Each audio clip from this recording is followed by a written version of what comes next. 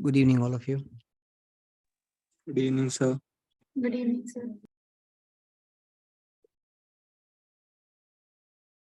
I think last class we did Faraday's law. That was first class for electro. Today we'll start with the part of molar conductivity. दो चीजें तुम्हारे पास होनी चाहिए, एक NCERT अपने पास रख लो और बुकलेट, दोनों तुम्हारे पास होना चाहिए. ठीक है. I'll do the entire topic today, and after class if you have any doubts you can clear. सबको आवाज क्लियर आ रही है?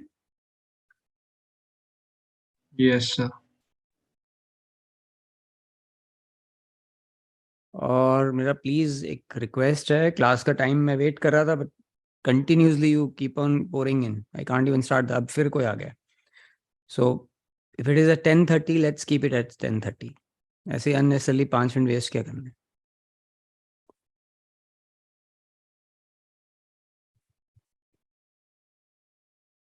देखो, if you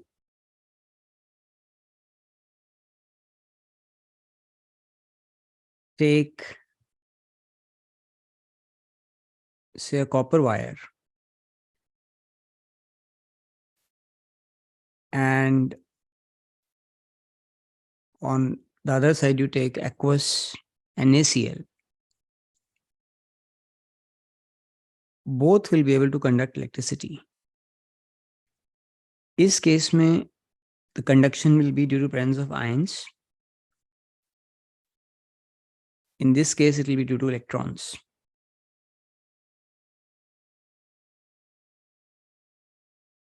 Electronic conduction we are not particularly interested in. This is not what we are going to focus on.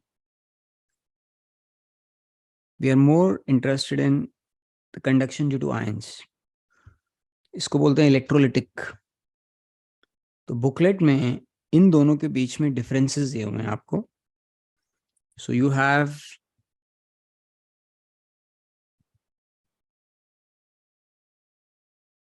this should be given on page, this one is 60 page. Electronic conduction is due to electrons and electrolytic conduction is due to movement of ions. Chemistry में हमारा focus ज्यादा electrolytic conduction होता है. अब इसमें एक point जो यहाँ पे बोर्ड में लिखा है वो तुमने याद करना है. Conductance increases with increase in temperature, क्योंकि जब तुम टेम्परेचर इंक्रीज करोगे आयंस ने कंडक्ट करना है तो उनकी काइनेटिक एनर्जी बढ़ जाएगी, तो they will be able to move to respective electrodes faster. एक एनोड पे जा रहा है, कैथोड पे जा रहा है, तो काइनेटिक एनर्जी बढ़ जाएगी तो जल्दी जाएंगे. ये वाला पॉइंट मार्क्ड होना चाहिए. Conductance increases with increase in temperature. अब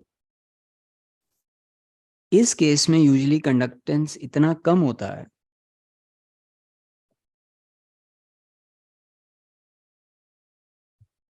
तुम रेजिस्टेंस निकालने में इतने इंटरेस्टेड नहीं होते जितना कंडक्टेंस निकालने में इंटरेस्टेड होते हो.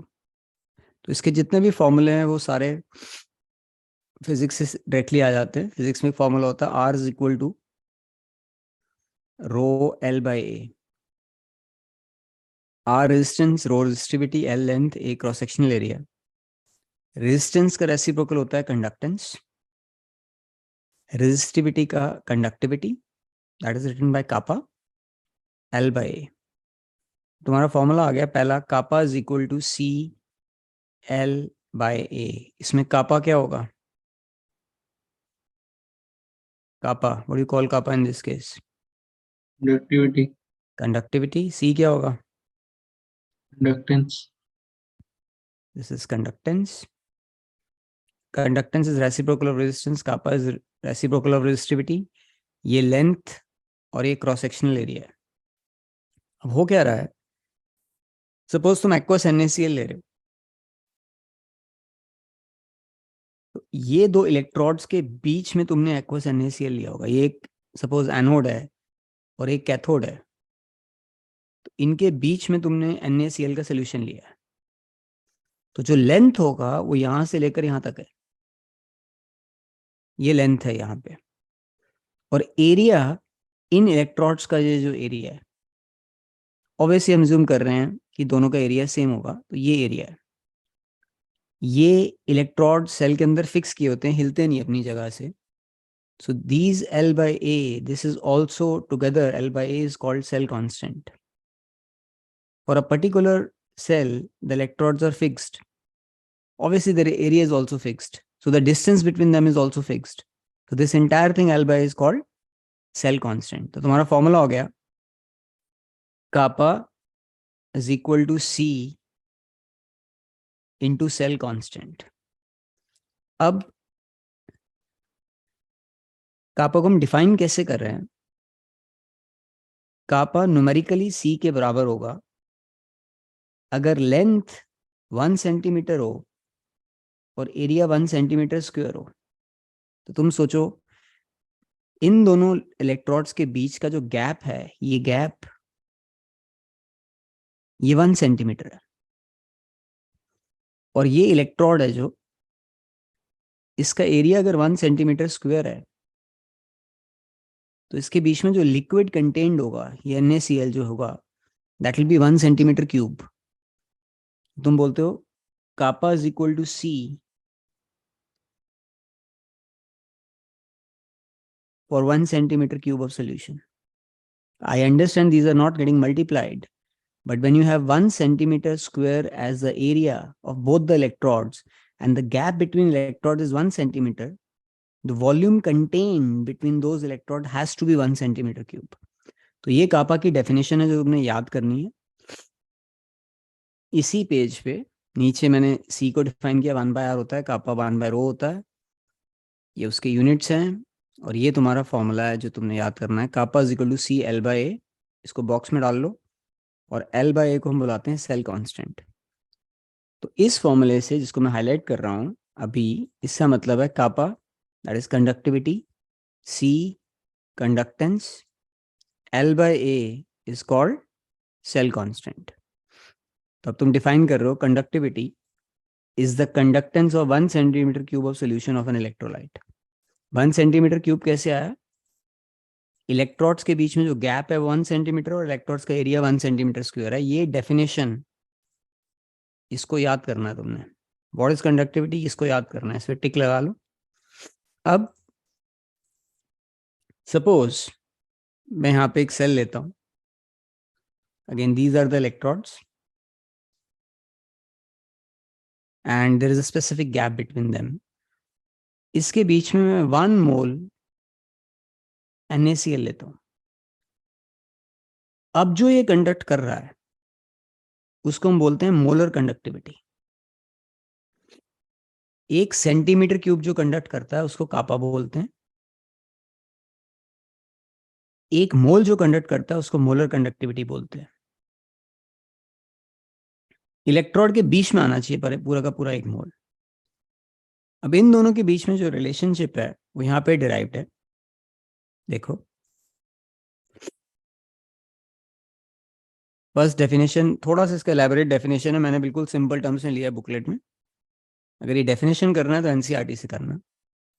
It is the conducting power of all the ions obtained by dissolving 1 mole of electrode, 1 mole of electrolyte in such a way that the entire solution is contained within the electrodes.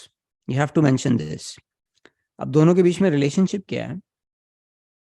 Suppose we dissolve 1 mole of electrolyte in 1 centimeter cube. 1 centimetre cube जो conduct करता है उसको कापा बोलते हैं. 1 मोल जो conduct करता है उसको लैम्डा बोलते हैं. तो अगर मैं 1 मोल को 1 सेंटीमीटर क्यूब में ही डिसॉल्व कर दूं तो दोनों बराबर हो जाएंगे. इस पॉइंट पे लैम्डा इज इक्वल टू कापा है. अब हमने इसमें सम सॉल्वेंट ऐड किया, उसका वॉल्यूम 4 सेंटीमीटर क्यूब हो गया, पर उस सब्सटेंस का तो अभी भी 1 मोल है, which means 1 mole is present in 4 centimetre cube. तो अब 1 सेंटीमीटर जो कंडक्ट करता है उसको कापा बोलते हैं. 4 सेंटीमीटर हो गया यहाँ पे, तो कापा इंटू 4 हो गया. पर उसका अगर अभी भी 1 मोल है वो तो लैम्डा ही रहेगा. तो यहाँ पे आ गया lambda is equal to kappa into 4. अब तुमने और पानी ऐड करके वॉल्यूम को 20 सेंटीमीटर क्यूब कर दिया. अगर then you say if 1 mole is present in 20 centimeter cube, then we write lambda m is equal to kappa into V. तुम जैसे जैसे वॉल्यूम बढ़ाते जा रहे हो, लैम्डा तो वही रहेगा, एक ही मोल है उसका, पर तुम वाटर डालते जा रहे हो तो कापा इंटू वी हो जाएगा। ऐसे सोचो अब यहाँ पे कापा इंटू 1 था, यहाँ पे कापा इंटू 4 है, यहाँ पे कापा इंटू वी हो गया। अब वॉल्यूम कंटेनिंग 1 मोल कैसे निकालते हैं? ये वी जो है, this is volume containing 1 mole, यहाँ पे मैंने लिखा है clearly, that is simply calculated as 1000 divided by molarity. तो तुमने इस v की जगह पुट कर दिया 1000 अपॉन मोलारिटी। तो तुम्हारे पास यहाँ पे जो फॉर्मूला आता है वो आता है lambda m is equal to kappa into 1000 upon molarity. जो पहला आया था वो था kappa is equal to C L by A. अब जो हम पढ़ रहे हैं सब कुछ सेंटीमीटर में है। In case they give you units as metre, change it to centimetre. Metre से सेंटीमीटर चेंज करना 10⁻⁻² लग जाता है, उतना आपको आना चाहिए। अब इसके यूनिट्स पर ओम होते हैं, per ohm, which is also called siemens. Length centimetre में।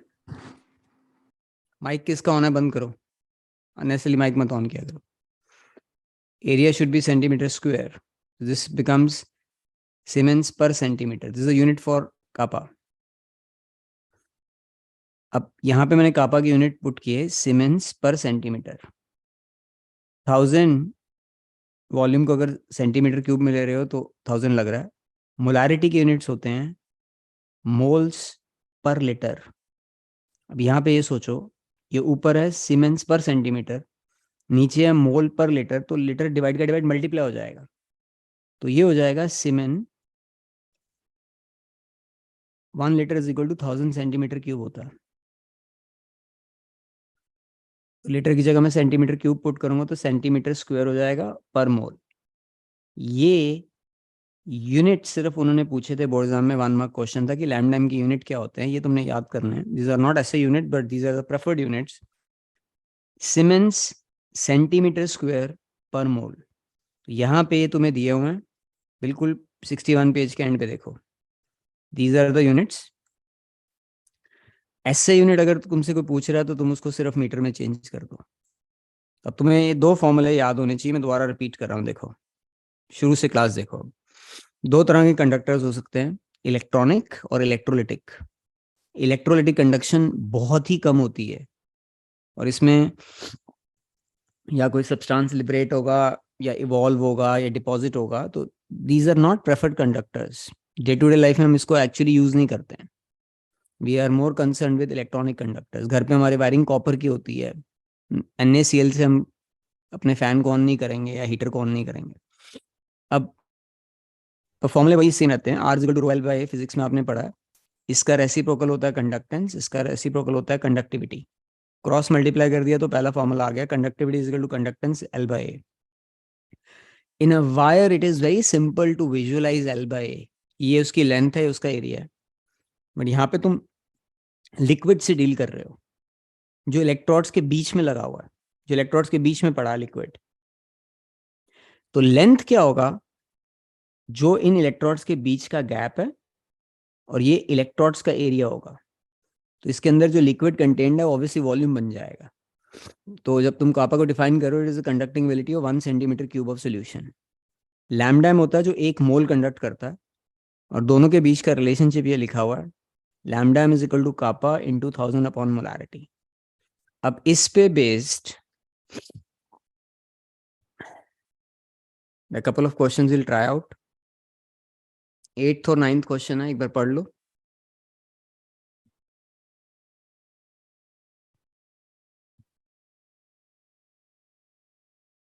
I'll just solve these 2 questions and then we start with the concept of dilution, which is more important।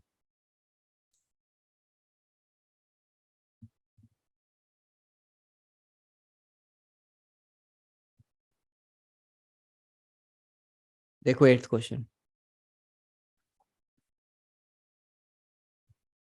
The conductivity of 0.2 molar solution of KCl। Conductivity का मतलब कापा, siemens per centimetre, unit देख के समझ आ जाता है। Calculate molar conductivity, सीधा formula use करना है। Lambda m is equal to kappa in 2000 upon molarity. 0.0248 in 2000, उसकी मोलारिटी तुम्हें दी हुई है 0.2, तो तुमने इसको 1000 से मल्टीप्लाई किया 1 2 3, तो ये हो गया 24.8।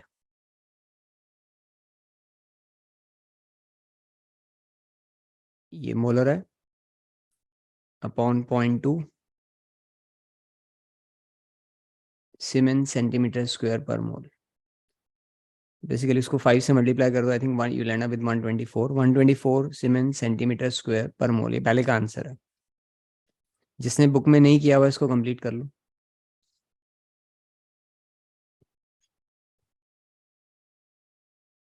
ये 8th क्वेश्चन है। सीधा फॉर्मूला लग रहा है, लैम्डा निकालना है, कापा दिया हुआ है, मोलारिटी दी हुई है। जो 9th है, the resistance of conductivity cell containing this is this. Resistance तुम्हें दिया हुआ, अगर रेजिस्टेंस 1500 ओम है तो कंडक्टेंस 1/1500 पर ओम हो जाएगा। पर ओम को सीमेंस लिख सकते हो तुम। दिस इज कंडक्टेंस, सी तुम्हें दिया हुआ। What is the cell constant if the conductivity is this?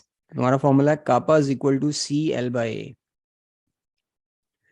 तुमने एल बाई ए निकालना है। कापा तुम्हें दिया हुआ है 0.146 इंटू 10⁻³ सीमेंस पर सेंटीमीटर। सी की वैल्यू है 1/1500 सीमेंस। एल बाई ए ये कट गया, 1500 को वहां जाके मल्टीप्लाई कर दो, आंसर आ जाएगा। So basically your answer is 0.146 into 1.5 पर सेंटीमीटर। दिस इज 0.146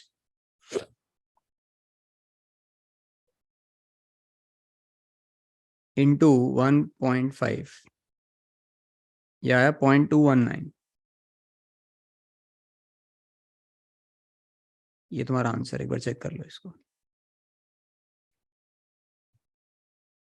इस पॉइंट तक सबको क्लियर है? Yes no? Yes, sir. Yes, sir. Yes, sir. अब हम इम्पोर्टेंट पार्ट शुरू कर रहे हैं। ये इंट्रोडक्शन था, यहाँ से मेन पार्ट शुरू होता है जो पेपर में आना है। ये पेज निकाल लो, 62 पेज। पेज के टॉप पे मार्क कर लो इम्पोर्टेंट, सबसे इम्पोर्टेंट चैप्टर का पेज है। देखो,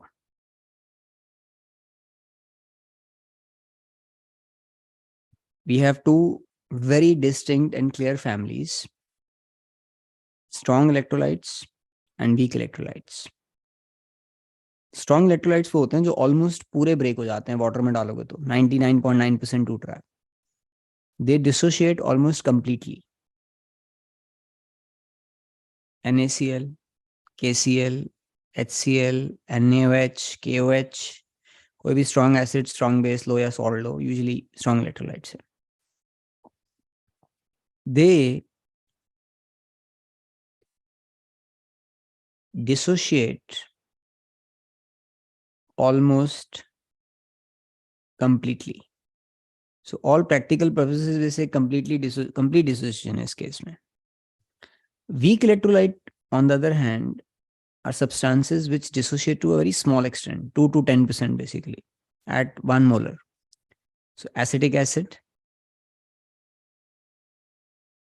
formic acid, HCN, ammonium hydroxide, or anything that they give you and clearly written it's a weak electrolyte. ये सारे weak electrolyte हैं।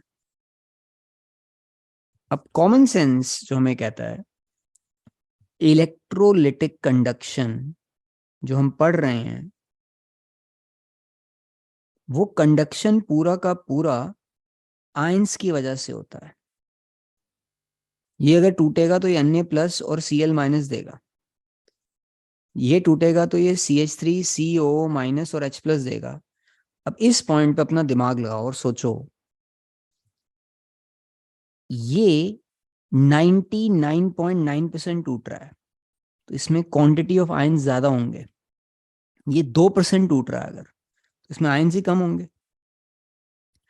तो जब मेरी कंसंट्रेशन ज्यादा होती है, वीक इलेक्ट्रोलाइट्स बहुत कम कंडक्ट करते हैं। ये कम इसलिए कंडक्ट करते हैं, they have laser ions. Strong electrolytes पूरे टूट जाते हैं, दे हैव मोर आयंस। अब हम क्या कर रहे हैं, हम दोनों दो पार्ट में इसको डिवाइड कर रहे हैं। We are checking the effect of dilution. जो चैप्टर का मेरे हिसाब से सबसे इंपॉर्टेंट थ्योरी का टॉपिक यही है, what is the effect of dilution on molar conductivity for strong electrolyte and weak electrolyte. They are two different topics. अब स्ट्रॉन्ग इलेक्ट्रोलाइट के केस में क्या होगा, केसीएल लिया मैंने। अब तुम सिचुएशन सोचो कि तुम्हारे पास 1 मोल केसीएल है और तुमने इसको 1 लीटर पानी में डाला हुआ। So you put this 1 mole KCL in 1 litre water, तो उसकी मोलैरिटी 1 है। अब तुमने 10 लीटर पानी कर दिया, 9 लीटर पानी और डाल दिया, अब उसकी मोलैरिटी 0.1 हो जाएगी। मोलैरिटी होती है मोल्स पर लीटर। अगर 10 लीटर में 1 मोल है तो 1 लीटर में 0.1 मोल होगा। अब तुमने पानी 90 लीटर और मिला, 0.01 मोलर। अब 1000 लीटर कर दिया इसको। सो व्हाट इज हैपनिंग, तुम ध्यान से देखो, मोलैरिटी ड्रॉप होती जा रही है। जैसे जैसे तुम उसको डिल्यूट करते जा रहे हो, मोलैरिटी ड्रॉप होता जा रहा है। तो होगा क्या, फर्स्ट केस में 1 लीटर में अगर 1 मोल है तो K+ और Cl- बिल्कुल पास पास होंगे। तुम पानी जैसे ही मिलाओगे, वो पहले ही टूटा हुआ है, उसको फर्क नहीं पड़ रहा है, पर पानी मिलाओगे तो वो दूर दूर होना शुरू हो जाएंगे। और पानी मिलाया और दूर हो गए।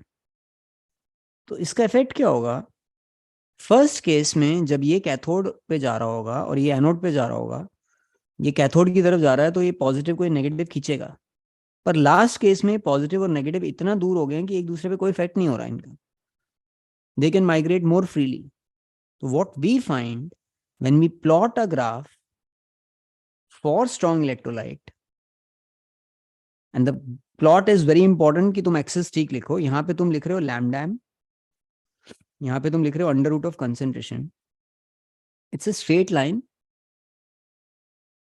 With a marginal increase. तो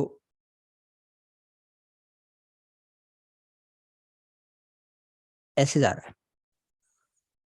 कंसंट्रेशन डिल्यूशन का मतलब है कंसंट्रेशन तुम कम करते जा रहे हो। इधर इधर देखो, ऐसे कंसंट्रेशन कम होता जा रहा है, कम होता जा रहा है। कंसंट्रेशन कम होता जा रहा है, लैम्डा में बढ़ता जा रहा है। ये केसीएल के लिए। अब तुम अगर जीरो कंसंट्रेशन ले जाओ, जीरो कंसंट्रेशन हाइपोथेटिकल कंसेप्ट है, इसका मतलब इनफाइनाइटली डिल्यूट करोगे तो उसको यहां कट कर रहा है ये। इस पॉइंट को बोलते हैं lambda naught. This is the maximum conducting ability of the substance. इससे ऊपर कंडक्शन पॉसिबल ही नहीं है। ये अनअचीवेबल पॉइंट समझ लो तुम। जीरो कंसंट्रेशन तो कभी हो नहीं सकती। तुम कह रहे हो अगर कंसंट्रेशन जीरो भी हो गई, अगर इनमें इन्फिनिटी जितनी दूरी भी हो गई, तो भी इससे ऊपर कंडक्ट नहीं कर सकता। इसका नाम होता है limiting molar conductivity. Limiting molar conductivity. तो स्ट्रॉन्ग इलेक्ट्रोलाइट में कोई अगर मेरे से पूछे कि डाइल्यूट करने पे लैम्डा एम क्यों बढ़ता है, उसका आंसर होता है कि आयंस के बीच में डिस्टेंस बढ़ जाता है, तो आसानी से एक एनोड और कैथोड पे जा पाएगा। तो स्ट्रेट लाइन की इक्वेशन होती है y is equal to c plus m x. इस केस में y एक्सिस पे है लैम्डा एम, सी हम बोलते हैं intercept, lambda nought. Negative slope है, ये देखो ऐसे जा रहा है, नीचे जा रहा है। पॉजिटिव स्लोप ऐसे होता है, तो ये नेगेटिव स्लोप है, तो ये हो गया -a। और एक्स एक्सिस पे है अंडर रूट ऑफ कंसंट्रेशन, तो concentration raise to power half. ये तुम्हारी स्ट्रेट लाइन की इक्वेशन बनती है। इसमें एक्स एक्सिस को बोलते हैं इंडिपेंडेंट वेरिएबल, जो तुम कंट्रोल कर सकते हो, और वाई एक्सिस उससे चेंज हो रहा है, तो this is dependent variable. Always remember, what you can control has to be on x-axis in science. If you draw that on y-axis, the graph is wrong. X-axis is termed as independent variable because that is something that I can control. Automatically, by changing the value of x, y will be controlled. वो dependent variable होता है। ये तुम्हें यहाँ पे दिया हुआ है। सबसे पहले एक एनसीईआरटी का ग्राफ है, केसीएल है, ये लाइन यहाँ से जहाँ मेरा कर्सर है यहाँ पे कंसंट्रेशन ज्यादा जैसे कम होती जा रही बढ़ता जा रहा है, जहाँ इसको कट करेगा वो लैम्डा नॉट है। तो मैंने यहाँ लिखा है कंसंट्रेशन टेंड्स टू जीरो, कभी जीरो होगा नहीं वो, lambda m becomes lambda naught. For a strong electrolyte, lambda m increases slowly with dilution and can be represented by the equation, ये straight line की equation है, y इसके साथ में लिखना है तो लिख लो, y is equal to c plus mx। तो x हो गया c raised to power half minus a हो गया उसका स्लोप, लैम्डा नॉट हो गया उसका इंटरसेप्ट, ये ग्राफ का इंटरसेप्ट हो गया यहाँ पे, और y एक्सिस हो गया लैम्डा m। तो तुम्हें पूछें क्या हम स्ट्रॉन्ग इलेक्ट्रोलाइट के लिए लैम्डा नॉट निकाल सकते हैं, तुम बोलोगे हाँ, ग्राफ को पीछे प्रोड्यूस कर लो, जैसे मैंने यहाँ पे इस पॉइंट तक मैं लैब में निकाल सकता हूँ, यहाँ तक ये स्ट्रेट लाइन आ गई मेरी। तो मैं सोच रहा हूँ अगर ये स्ट्रेट लाइन है तो इसको पीछे प्रोड्यूस कर दूंगा, इसको बोलते हैं एक्स्ट्रापोलेशन। तुम एक्स्ट्रापोलेट कर रहे हो तो जाके इसको कट कर रहा है। तो स्ट्रॉन्ग इलेक्ट्रोलाइट के लिए ग्राफ को यूज करके हम लैम्डा नॉट निकाल सकते हैं, क्योंकि वो स्ट्रेट लाइन है जो पीछे प्रोड्यूस किया जा सकता है।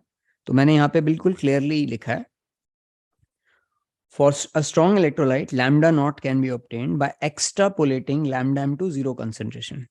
इस पे इंपॉर्टेंट मार्क कर लो, ये तुम्हें आना चाहिए। तो मैं क्वेश्चन ऐसे पूछे, can you find lambda nought for strong electrolyte, answer is yes by extrapolating lambda m to zero concentration. अब वीक इलेक्ट्रोलाइट के केस में एक फॉर्मेट जो 11 से चलता आ रहा है वो तुमने याद करना है, वो सोल्यूशन चैप्टर में भी है, इलेक्ट्रो में भी है। एसिटिक एसिड हो, HCN हो, NH4OH हो, कोई फर्क नहीं पड़ेगा, वो पैटर्न चेंज नहीं होगा। सपोज मैंने एसिटिक एसिड लिया,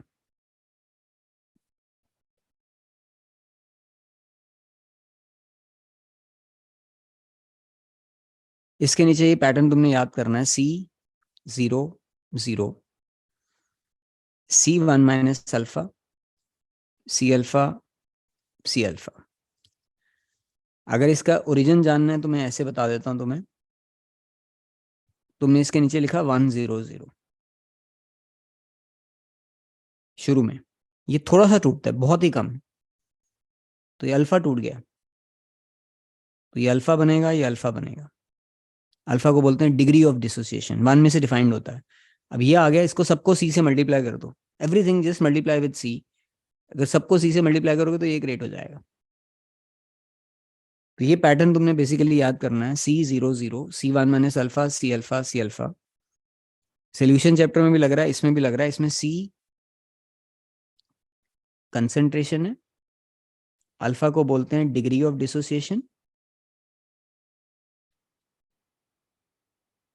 और अल्फा की वैल्यू 0 और 1 के बीच में हो सकती है। 1 का मतलब होता है अल्फा अगर 1 है 100% टूट रहा है, अगर अल्फा 0 है तो 0% नहीं टूट रहा बिल्कुल भी। अल्फा को याद रखना, वहां पे डिग्री ऑफ आयनाइजेशन भी बोलते हैं, और डिग्री ऑफ डिग्री वर्ड अगर लग रहा है तो अल्फा ही होगा। और C कंसंट्रेशन है, कंसंट्रेशन मींस मोलारिटी। अब किसी भी वीक एसिड या वीक बेस के लिए हम इक्विलिब्रियम कांस्टेंट जो निकालते हैं K, अगर एसिड है तो Ka लिखते हैं, बेस होगा तो Kb लिखेंगे। ये 11th का इक्विलिब्रियम में दिया हुआ है। तो एसिडिक एसिड के लिए अगर मैं Ka लिखूंगा, equilibrium constant is concentration of product upon reactant, ये प्रोडक्ट है अपॉन ये लिखा मैंने।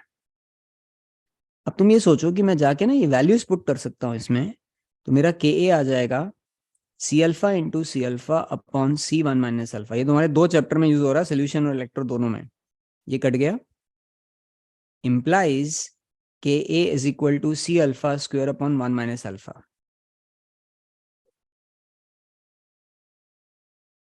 एक तो तुमने ये फॉर्मूला नोटेड होना चाहिए और ये आना चाहिए। इसमें Ka को बोलते हैं, इसका नाम है डिसोसिएशन कांस्टेंट और आयनाइजेशन कांस्टेंट, कोई भी यूज कर सकते हैं। आयनाइजेशन कांस्टेंट या डिसोसिएशन कुछ भी लिखें, बोर्ड एग्जाम में Ka निकालना होगा अगर एसिड है। अगर ये बेस होता तो Kb हो जाता। अब यहाँ पे देखो ध्यान से, कंसेप्ट क्या है। अज्यूम करो अल्फा बहुत छोटा है, 1 minus alpha is almost equal to 1, just assume this, बहुत कम ब्रेक होता है वो, तो तुम्हारा के ए आ गया सी अल्फा स्क्वायर, तो alpha will be equal to under root of K a bye सी हो जाएगा। अब लॉजिकली सोचो, के ए कांस्टेंट है, जैसे जैसे मैं कंसंट्रेशन कम करता जाऊंगा मेरा अल्फा बढ़ता जाएगा, इनवर्स कोरिलेशन है। This is what happens in weak electrolyte. Acidic acid लिया, वो 1 मोलर है, 2% टूटता है, पानी मिला दो उसमें 0.1 मोलर कर दो, अब 10% टूट रहा है, उसको 0.01 मोलर कर दो, अब 22% टूट रहा है, 0.001 मोलर कर दो, हो सकता है 70% टूट रहा हो। तो क्या हो रहा है, जैसे जैसे तुम उसमें वाटर ऐड करते जा रहे हो, ध्यान से देखो यहाँ पे, वाटर ऐड करोगे तो कंसंट्रेशन कम होगा, के ए कांस्टेंट है, ये नहीं चेंज हो रहा, ये अगर कम होगा अपने आप अल्फा बढ़ेगा। सो इसको बोलते हैं ऑस्टवर्ल्ड डिल्यूशन लॉ। तो एक लाइन लिख लो, on diluting the dissociation of weak electrolyte, bracket में लिख लो अल्फा, ऑलवेज इंक्रीजेस, उसका टूटना बढ़ जाएगा। और इसका इम्प्लीकेशन हमारे लिए क्या है, ये अब जितना मैंने लिखा है यहाँ पे, जो स्क्रीन पे नजर आ रहा है, सारा 11th का, सीधा 12th में एप्लीकेशन है। तो तुमने ये फॉर्मूला एक यूज करना है, जिसपे बेस न्यूमेरिकल अभी हम कर रहे हैं, dissociation constant, concentration, alpha is degree of dissociation, ये ऑस्टवर्ल्ड डिल्यूशन लॉ होता है। और ये कंसेप्ट तुम्हें समझ आना चाहिए। 1 मोलर पे 2% टूट रहा है, 10% टूट रहा है, 22, 70 ऐसे करते जाओ, 0.0000001 मोलर कर दो ना, उसका 99.9% टूटना शुरू हो जाए। तो on डिल्यूटिंग the dissociation of weak electrolyte always increases. That means जब मैं dilute करूंगा वीक के केस में, उसको 2 फायदे होंगे। जब तुम पानी डाल रहे हो तो आयंस दूर दूर हो जाएंगे, जो स्ट्रॉन्ग में भी फायदा हो रहा था डिस्टेंस का, प्लस इसमें number of ions will increase. पहले वो टूट ही नहीं रहा था, उसमें 2% टूट रहा था, तो आयंस ही नहीं थे। पानी डालोगे तो टूटेगा ज्यादा, आयंस ज्यादा होंगे तो ऑब्वियसली ज्यादा कंडक्ट करेगा।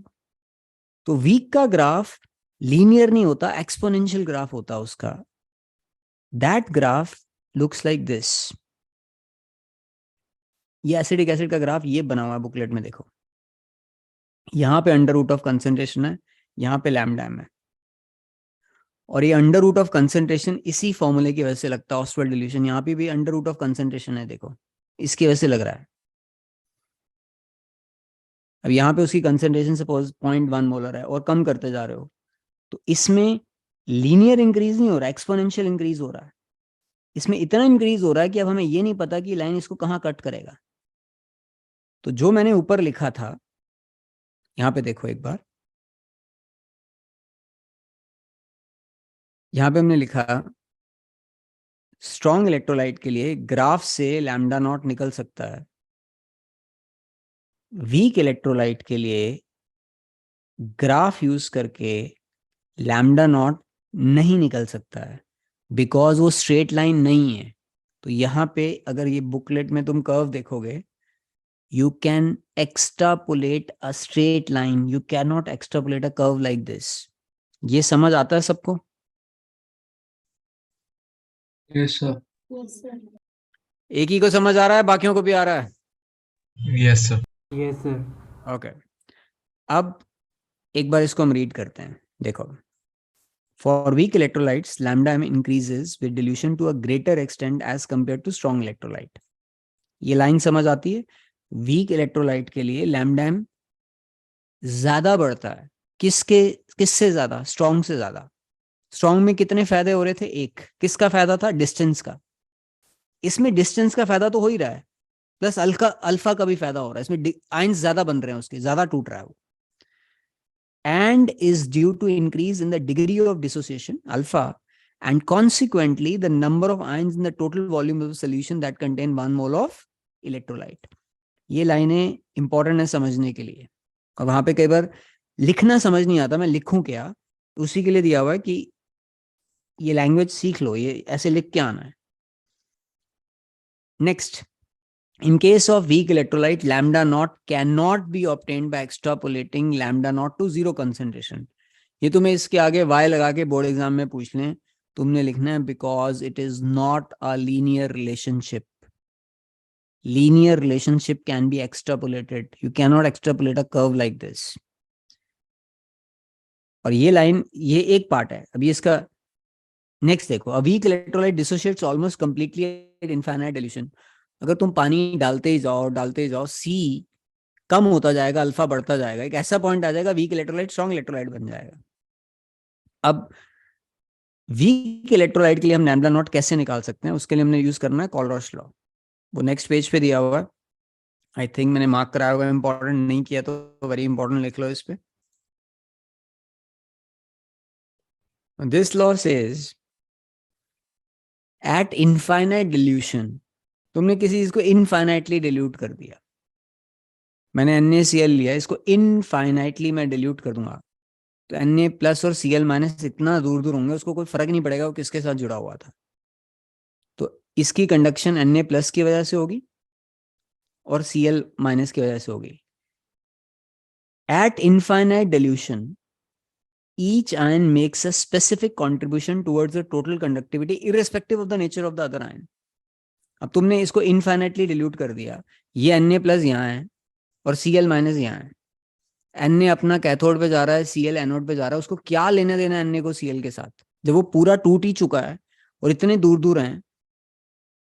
अब इसी तरह अगर तुम लैम्डा नॉट मैग्नीशियम क्लोराइड का निकालने जाओ इनफाइनाइट डिल्यूशन पे, it will be lambda naught Mg2 plus twice of lambda naught Cl minus, क्योंकि ये 2 Cl देगा.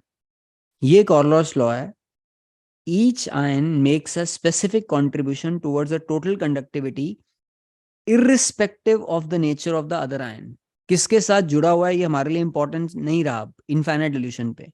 तो पहले एक बार ये रीड कर लो, ये डायरेक्टली बोर्ड एग्जाम में कई बार आया, स्ट्रेट कॉलरॉस लॉ. एक बार ये पढ़ो जरा, उसका लॉ का नाम ही बड़ा क्लियर है, इंडिपेंडेंट माइग्रेशन ऑफ आयंस.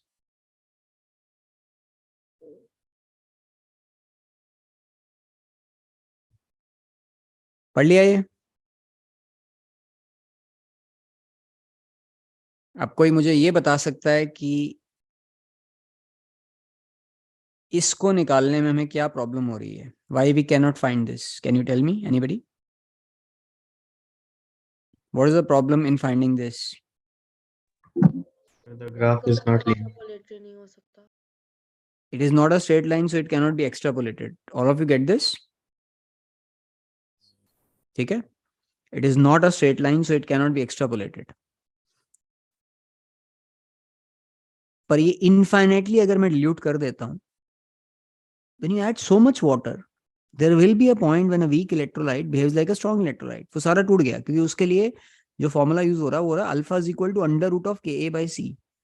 अब मैथ्स तुम लोगों को मेरे से ज्यादा आता होगा, तुम खुद सोचो, तुम सी को बच्चा छोटा करते जा रहे हो. के जितना मर्जी हो, 10⁻⁻⁷ -7 भी है किसी का, अगर सी छोटा करते हुए ये भी 10⁻⁻⁷ हो गया तो अल्फा 1 हो जाएगा. 1 का मतलब 100% टूट रहा है, उससे ऊपर तो हो ही नहीं सकता वो. तो इनफाइनाइट डिल्यूशन पे वीक इलेक्ट्रोलाइट बिहेव्स लाइक अ स्ट्रॉन्ग इलेक्ट्रोलाइट, तो इसकी कंडक्शन होगी lambda naught this plus this. अब इन दोनों आयंस को मैं जहां मर्जी से लाके ऐड कर दूं, अगर इन दोनों को मैं ऐड करूंगा तो मुझे लैम्डा नॉट एसिडिक एसिड मिल जाएगा. तो हम क्या करते हैं, वीक इलेक्ट्रोलाइट के लिए ये कैसे निकालेंगे हम लैब में, हम ये 3 स्ट्रॉन्ग लेंगे. ये स्ट्रॉन्ग इलेक्ट्रोलाइट लिया, ये स्ट्रॉन्ग इलेक्ट्रोलाइट लिया और ये स्ट्रॉन्ग इलेक्ट्रोलाइट लिया. 3 लिए, ये तीनों स्ट्रॉन्ग है, तीनों ग्राफ से लैम्डा नॉट निकल सकता है. इसकी कंडक्शन एसीटेट और Na की वजह से, HCl की कंडक्शन H प्लस और Cl की वजह से, और NaCl की कंडक्शन Na प्लस और Cl की वजह से. तो तुम अगर इन दोनों को ऐड कर दो आपस में,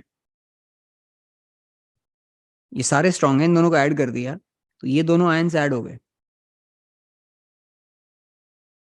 ये कहां से आ रहे हैं कोई फर्क नहीं पड़ता, वीक है स्ट्रॉन्ग है, वो उतना ही कंडक्ट करेगा, यही कॉलरॉस लॉ है।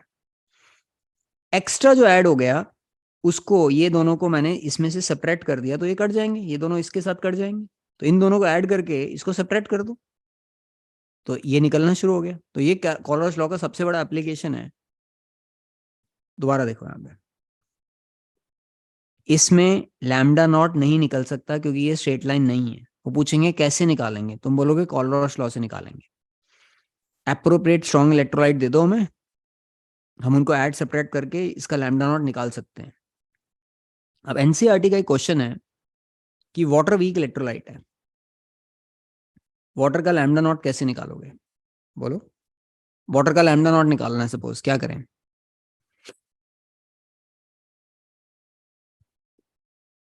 दिमाग लगाओ, वाटर का लैम्डा नॉट कैसे निकालोगे? Sir, we can take NaOH and HCl. NaOH ले लेते हैं। वाटर कैसे टूटता है? H प्लस और OH माइनस। NaOH ले लो, OH आ गया, H कहाँ से लेके आए? HCl ले लेते हैं, तो इससे मुझे OH आ जाएगा, इससे मुझे H प्लस मिल गया, ऐड कर दिया, क्या एक्स्ट्रा ऐड हो जाएगा सोचो? NaCl. NaCl। इन दोनों को ऐड करके इसको सेपरेट कर दो, आ गया वाटर का। कोई भी एक एसिड और बेस ले लो, वाटर के लिए निकल आएगा, और उसका सॉल्ट माइनस कर दो। अब कॉलरॉस लॉ क्या है? इनफाइनाइट डिल्यूशन पे हर एक आयन एक स्पेसिफिक कंट्रीब्यूशन देगा टोटल कंडक्टिविटी की तरफ, irrespective of the nature of the other ion. वो किसके साथ जुड़ा हुआ था इंपॉर्टेंट नहीं है। सपोज NaCl Na प्लस और Cl की वजह से कंडक्ट करेगा, और lambda naught KCl K plus और Cl की वजह से कंडक्ट करेगा Cl माइनस। ये Cl माइनस को कोई फर्क नहीं पड़ेगा ये पहले K के साथ लगा था या Na के साथ, जब वो इनफाइनाइटली डिल्यूट हो गया, इतना दूर है, तो उसको क्या फर्क पड़ेगा? तो ये Cl दोनों केस में सेम कंडक्ट करेगा। That's why Kohlrausch law is called law of independent migration of ions. एक आयन को कोई फर्क नहीं पड़ रहा दूसरे का, इंडिपेंडेंट है वो, तो Cl दोनों केस में सेम कंडक्ट कर रहा है because it is independent whether it was connected to Na और whether it was connected to K। अब इसका एप्लीकेशन कोई पूछेगा तो हम लिखोगे वीक इलेक्ट्रोलाइट के लिए लैम्डा नॉट निकल सकता है कॉलरॉस लॉ यूज करके। और ये निकालने के बाद जो सबसे इंपॉर्टेंट चीज हमें चाहिए, we start to find alpha. Alpha होता है वीक के लिए जो वो कंडक्ट कर रहा है अपॉन मैक्सिमम जो वो कंडक्ट कर सकता है। तुम ये सोचो, एसिडिक एसिड इस वक्त 39 कंडक्ट कर रहा है, लैब में हम गए और हमने फाइंड किया मैक्सिमम वो 390 कंडक्ट कर सकता है, तो तुम सीधा बोलोगे उसका अल्फा 0.1 है। इसका मतलब जब वो 39 कंडक्ट करने वाला एसिड है वो 10% टूटा होगा। तो the main thing that you will be using in board exams from Kohlrausch law is you will be able to calculate the value of alpha, which is conduction at a given concentration upon limiting molar conductivity। तो हमेशा obviously lambda naught बड़ा होगा, alpha की maximum value आना हो सकती है, ये यहाँ पे दिया हुआ देखो। यहाँ पे सबसे इंपॉर्टेंट चीज जो पेपर में याद करनी है वो ये है, अल्फा कैसे निकालते हैं। जो वो कंडक्ट कर रहा है वो दिया होगा क्वेश्चन में, अपॉन जो मैक्सिमम कंडक्ट कर सकता है। अब इस पे बेस्ड मैं तुम्हें एक क्वेश्चन करा रहा हूं अभी, मैं I will do it so that time is saved. यहाँ पे देखो, एक बार 13th क्वेश्चन पढ़ो जल्दी से।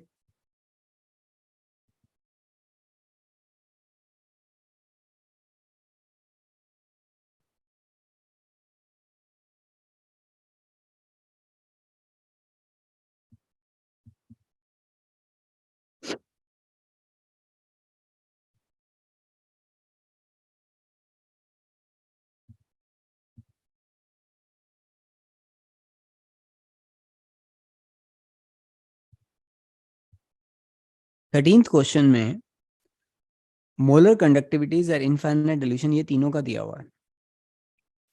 Molar conductivity of 10⁻⁻² molar ammonium hydroxide ये है, कैलकुलेट डिग्री ऑफ डिसोसिएशन। तो तुम अगर लैम्डा नॉट NH4OH निकालना चाहते हो तो दिमाग लगाओ तुम्हें कौन से आयंस को ऐड करना पड़ेगा। तुम बोलोगे lambda naught NH4 plus lambda naught OH minus. अब ये हमें दिए होंगे कहीं ना कहीं ऐसे तो कैलकुलेट, तो उन्होंने हमें यहाँ पे अमोनियम क्लोराइड दिया हुआ है, तो ये अमोनियम क्लोराइड ऐड होगा। खुद सोचो ऐड क्यों करेंगे, हमें अमोनियम चाहिए, NaOH से हमें OH ऐड होगा, ये दोनों को ऐड कर दें हम। अगर हम इन अमोनियम क्लोराइड और NaOH को मैं ऐड करूंगा तो मेरे ये मिल गया। क्या एक्स्ट्रा ऐड हो गया यहाँ से, यहाँ पे क्या एक्स्ट्रा ऐड हो रहा है, ये Cl, और यहाँ पे क्या एक्स्ट्रा ऐड हो रहा है Na, तो इसको सब्ट्रैक्ट कर दो। तो इसका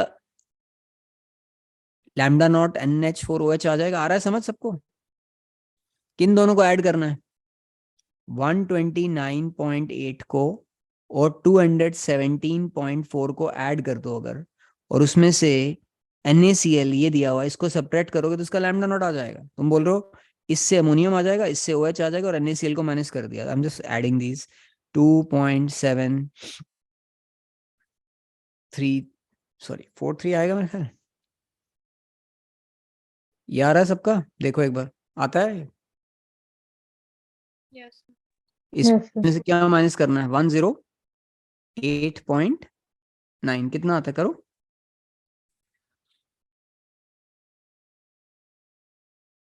कोई कर ले, मेरे सारे क्वेश्चन मैंने ही करने हैं। कितना आ रहा है? Sir, 283. 238.3. 238.3 आएगा। मैं इसलिए कह रहा हूँ सो ना जाओ तुम लोग, मुझे तो मेरा पेपर नहीं होना, मुझे बार बार वही फीलिंग आती रहती है पढ़ाते हुए पेपर ही। मैं अपने आप को पढ़ा रहा हूँ, कोई आंसर नहीं करता, कोई पार्टिसिपेशन नहीं है। ये उसका अल्फा आ जाएगा, जो वो कंडक्ट कर रहा है अपॉन जो वो मैक्सिमम कंडक्ट कर सकता है। तो ये अल्फा तुम कैलकुलेट कर लोगे, 9.33 डिवाइड बाय 238.3 कितना आता है चेक करो। Point Sir, 0.039.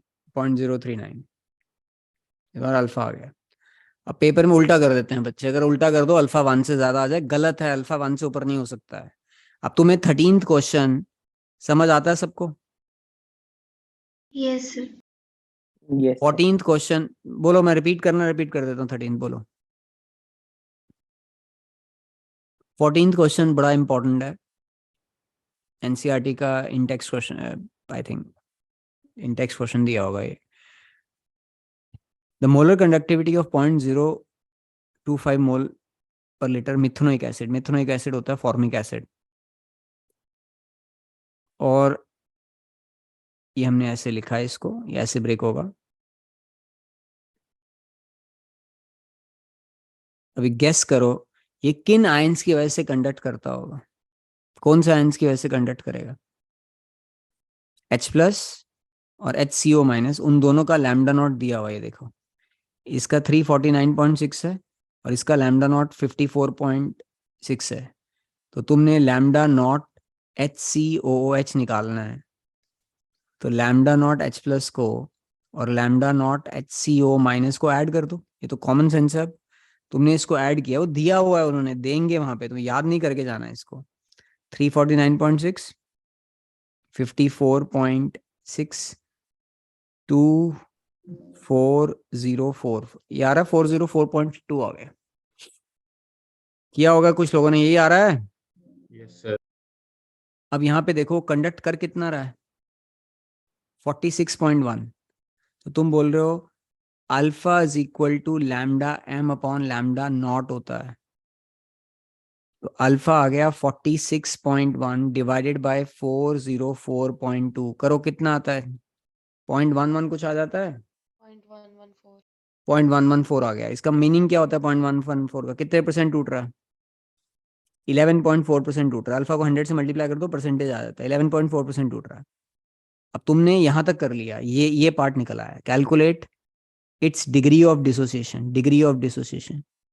आगे क्या निकालना है, डिसोसिएशन कांस्टेंट Ka निकालना है। तो तुमने वही पैटर्न लिखना है, इक्विलिब्रियम से चलता आ रहा है जो C 0 0 C1 minus alpha C alpha C alpha Ka is equal to C alpha square upon 1 minus alpha. Universal pattern है, एक ही पैटर्न है ये इक्विलिब्रियम और इसमें। C तुम्हें क्वेश्चन में हमेशा दिया होता है 0.025, अल्फा 0.114 का स्क्वायर अपॉन 1 माइनस 0.114। ये तुम्हारा आंसर होना चाहिए। अब ये मैंने करवाया होगा क्लास में, कितना आ रहा आंसर किया हुआ किसी ने?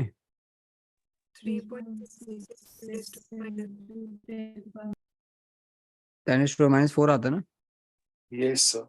3.249 आया ये, इंटू 10⁻⁻4 डिवाइडेड बाय, इसको माइनस कर देते हैं नीचे 1 से, तो 6 8 8 इससे डिवाइड कर देते हैं, तो दिस डिवाइड बाय 0.886। तुम्हारा आंसर आ जाएगा, ये फाइनल आंसर है 3.66 × 10⁻⁻4 should be your final answer. अब ये क्वेश्चन समझ आया सबको? Yes, sir. Yes, sir. Okay. Yes, sir. अब मैं एक इम्पॉर्टेंट चीज बता रहा हूँ, मेरे हिसाब से पूरी क्लास का सबसे इम्पोर्टेंट 1 मार्क क्वेश्चन है ये। बुकलेट में प्रिंटेड है, तुमने सिर्फ समझना है इसको। वीक इलेक्ट्रोलाइट हो या स्ट्रॉन्ग इलेक्ट्रोलाइट हो, कंसंट्रेशन कम करोगे, जिसका मतलब होता है डाइल्यूट करोगे, तो लैम्डा बढ़ेगा, पक्का है ये। किसके लिए ज्यादा बढ़ता है और किसके लिए कम? वीक के लिए ज्यादा बढ़े। वीक के लिए ज्यादा बढ़ेगा और स्ट्रॉन्ग के लिए कम बढ़ेगा, पर पक्का है कि लैम्डा बढ़ेगा कंसंट्रेशन कम करने पे। कंसंट्रेशन कम करने का मतलब तुम उसको डाइल्यूट कर रहे हो।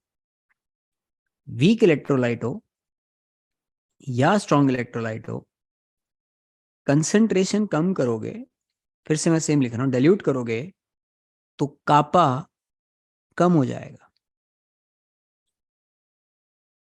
कापा जो क्लास के स्टार्ट में पढ़ रहे थे, जो 1 सेंटीमीटर क्यूब कंडक्ट करता है, तुम्हारा जो फॉर्मूला है वो ये होता है, lambda is equal to kappa into 1000 upon molarity.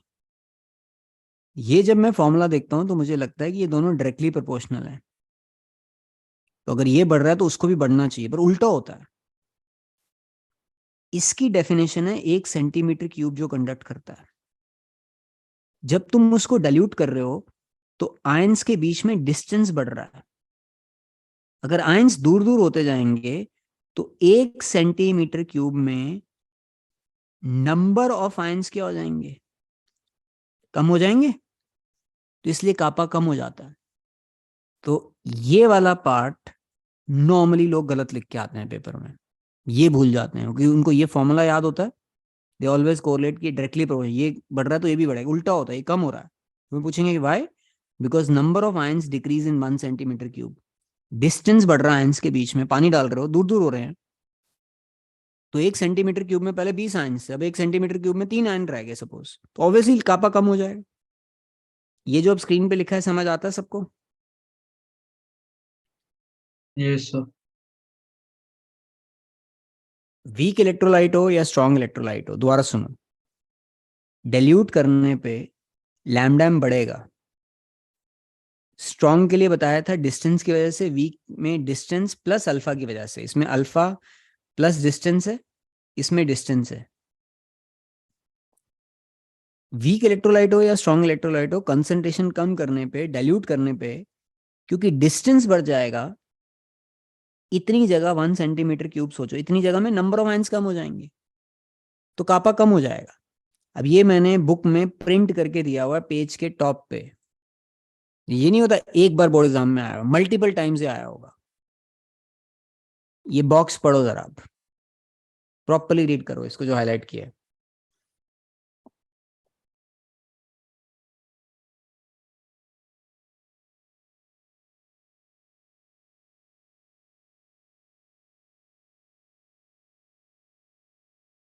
समझ आ रहा है?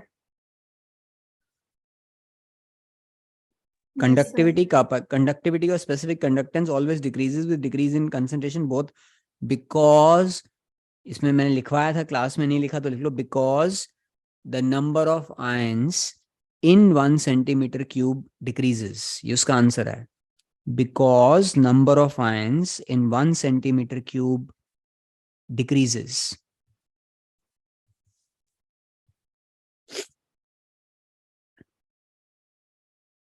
ठीक है, अब जो क्वेश्चन इसमें सबसे ज्यादा बार बोर्ड एग्जाम में आया है, इससे ज्यादा बार कोई क्वेश्चन इस टॉपिक में से बोर्ड एग्जाम में नहीं आया है, मैं वो क्वेश्चन न्यूमेरिकल कर देता हूं।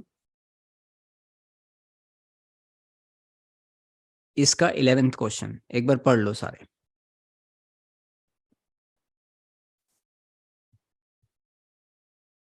एक बार ऐसा करो, 10th क्वेश्चन भी पढ़ लो, 10th पढ़ो पहले फिर 11th करते हैं। 10th क्वेश्चन एक बार रीड करो।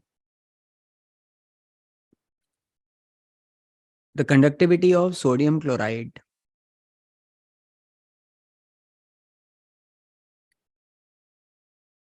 ठीक है, कैसे करोगे इस क्वेश्चन को, 10th वाले को? कंडक्टिविटी दिया हुआ है, कंसंट्रेशन दिया हुआ है, कापा दिया हुआ है और कंसंट्रेशन है, तो तुम लैम्डा एम निकालोगे, फिर लैम्डा एम और अंडर रूट ऑफ कंसंट्रेशन का ग्राफ बनाओगे, वो ग्राफ स्ट्रेट लाइन आएगा, उस स्ट्रेट लाइन को पीछे प्रोड्यूस करोगे।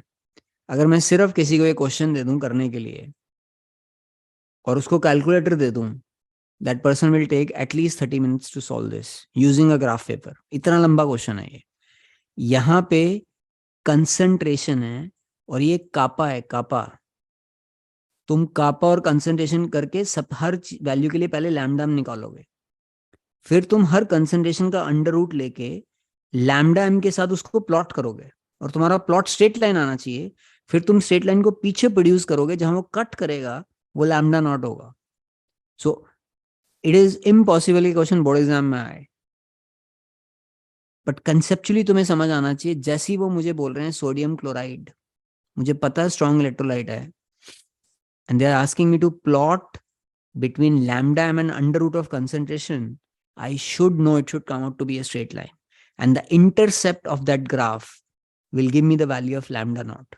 Theoretically तुम्हें क्वेश्चन समझ आना चाहिए, करने मत बैठ जाना, बहुत लंबा क्वेश्चन। अब 11th क्वेश्चन पढ़ो जरा।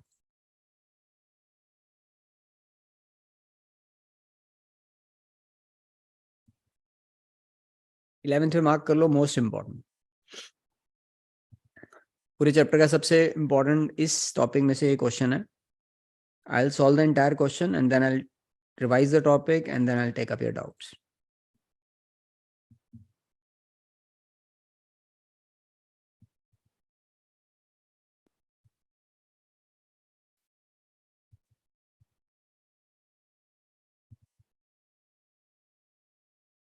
देखो, conductivity of this is this. Calculate molar conductivity, which I think is fairly simple. Lambda m is equal to kappa into 1000 upon molarity.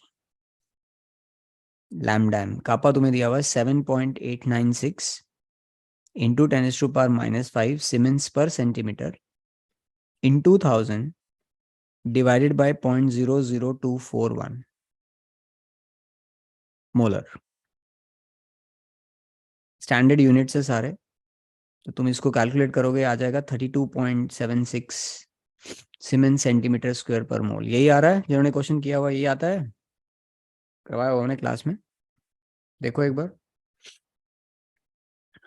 7.896 divided by 0.00241, ठीक है, 32.76 आ गया lambda m. If lambda not acidic acid is this, what is this? K a निकालना है तुमने यहाँ पे, के ए।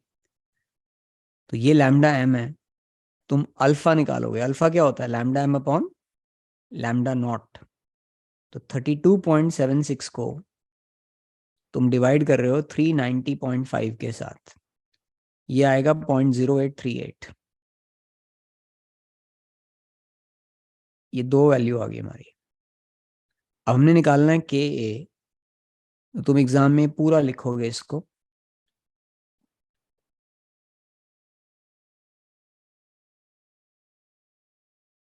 इसके नीचे तुमने लिखा C00 C1 minus alpha C alpha C alpha, तो Ka is equal to C alpha square upon 1 minus alpha है। तुमने ये वैल्यू जाके पुट कर दी, सी दिया हुआ है 0.00241, अल्फा 0.0838 का स्क्वायर अपॉन 1 माइनस 0.0838। अब तुम इसको कैलकुलेट करोगे और K come up to be 1.84 into 10⁻⁻5। इसके आसपास भी आ रहा हो तो इट्स गुड इनफ। हमने 4 प्लेस ऑफ डेसिमल लिया हुआ, 1.8 आ रहा है तो भी करेक्ट है। अब ये जो मैंने किया है, एक बार इस क्वेश्चन और आंसर को कोरिलेट कर लो। सबसे इंपॉर्टेंट क्वेश्चन है, एक बार देख लो इसको।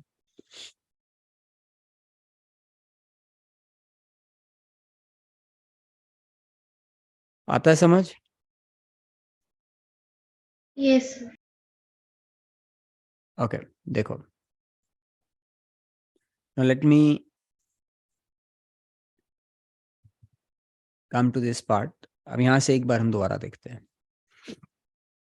दो तरह के कंडक्टर्स कौन से होते हैं, इलेक्ट्रॉनिक और इलेक्ट्रोलिटिक। हमारा फोकस इलेक्ट्रोलिटिक कंडक्शन है। कंडक्टेंस रेसिप्रोकल होता है रेजिस्टेंस का, कापा रो का। तुम्हारे पास एक फॉर्मूला है, बॉक्स में आना चाहिए, kappa is equal to C L by. Kappa 1 centimetre cube जो कंडक्ट करता है उसको बोलते हैं। Molar conductivity is the conductibility of 1 mole of a substance.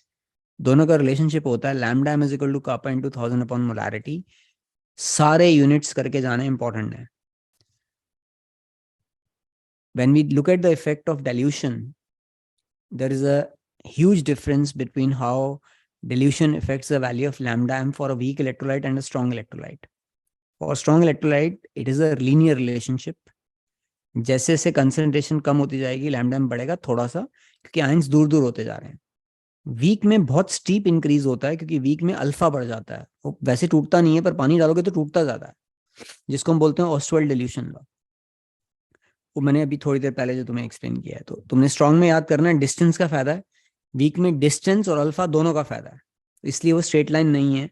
तो वीक के लिए लैम्डा नॉट ग्राफ से नहीं निकल सकता है। इसके लिए हम कॉलरॉस लॉ यूज करते हैं।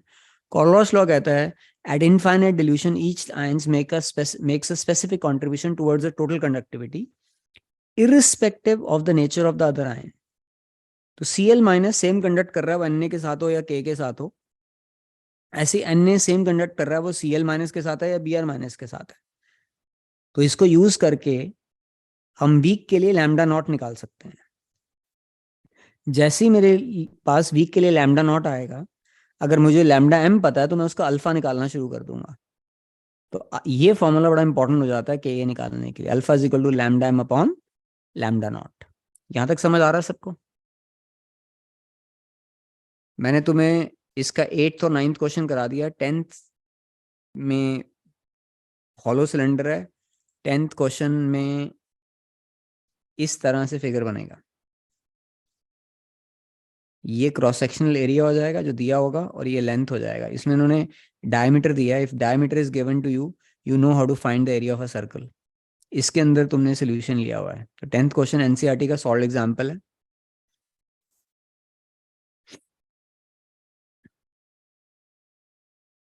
एक बार 11th क्वेश्चन पढ़ो जरा। सेल कांस्टेंट दिया हुआ है, रेजिस्टेंस दिया हुआ है। सेल कांस्टेंट और रेजिस्टेंस अगर तुम्हारे पास है तो कापा निकल आएगा। आ रहा है समझ? Yes sir. अगर कापा आ जाएगा तो लैम्डा m कैसे निकालोगे? Lambda m is equal to kappa into 1000 upon molarity. ये मोलारिटी ये रखी हुई है 0.1 मोलर, तो लैम्डा m आ जाएगा। और अगर लैम्डा m आ गया, उन्होंने लैम्डा नॉट दिया हुआ नीचे देखो, वो कह रहे हैं अल्फा बता दो। डिग्री ऑफ डिसोसिएशन को अल्फा बोलते हैं। तो इसको कंप्लीट कर लेना। पहले कापा निकलेगा, फिर लैम्डा m निकलेगा, फिर अल्फा निकलेगा। स्टैंडर्ड प्रोसेस है, स्टैंडर्ड क्वेश्चन है इस टाइप के। 12th question is the last one. ये एक टिपिकल टाइप ऑफ क्वेश्चन है जिसमें एक सेल को 2 बार यूज किया जाता है ताकि सेल कांस्टेंट सेम रहे। तो इसमें तुमने पहले KCl डाला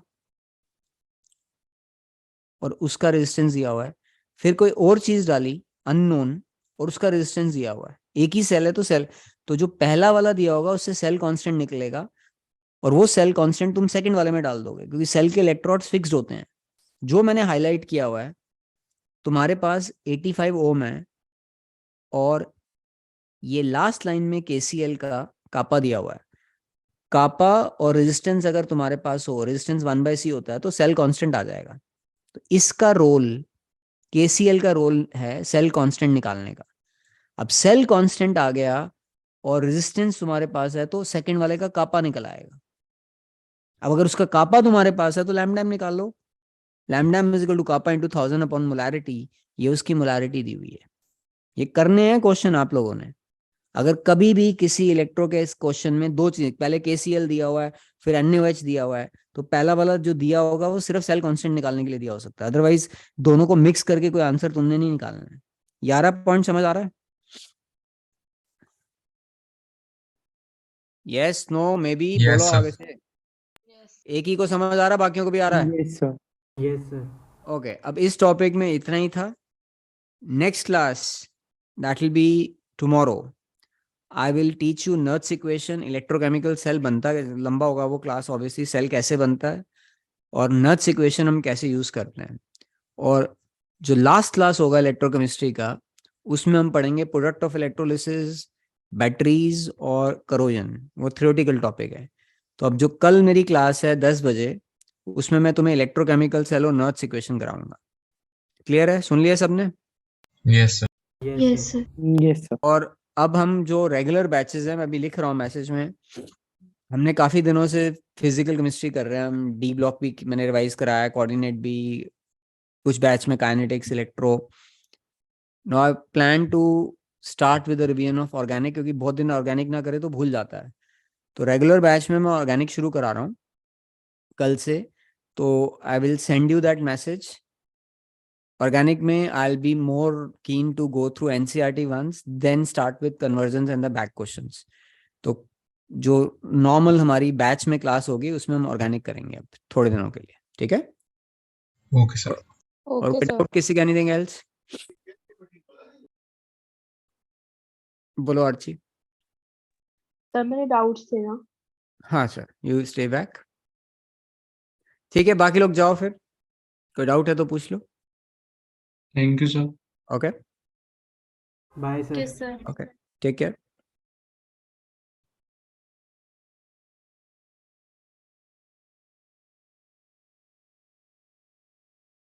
बोलो आर्ची, कौन सी, क्या डाउट है तेरा?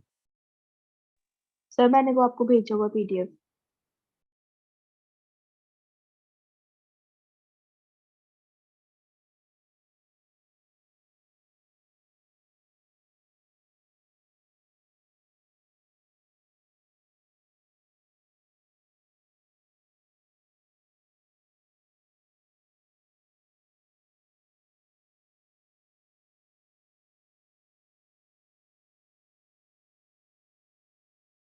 अच्छा, मैं इनवाइट भेज रहा हूँ तुझे, ठीक है? ओके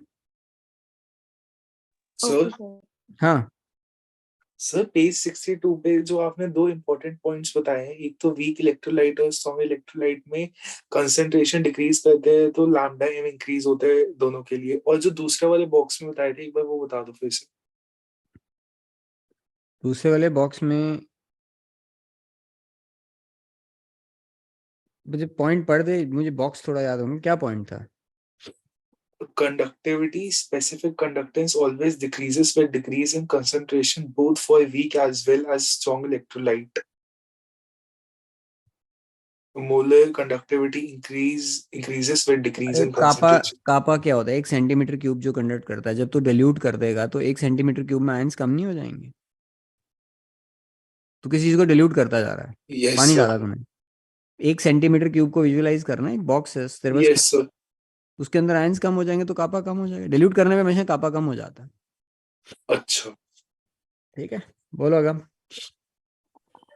सर मेरे स्कूल एग्जाम में क्वेश्चन आया तो उसमें डाउट है, MCQ है। भेज दे, मैं तुझे बता दूंगा, ठीक है? और मैं इसके पहले ओके आज डाउट ले लेता हूँ, फिर मैं तुझे बता दूंगा, ठीक है? Okay okay sir. चलो।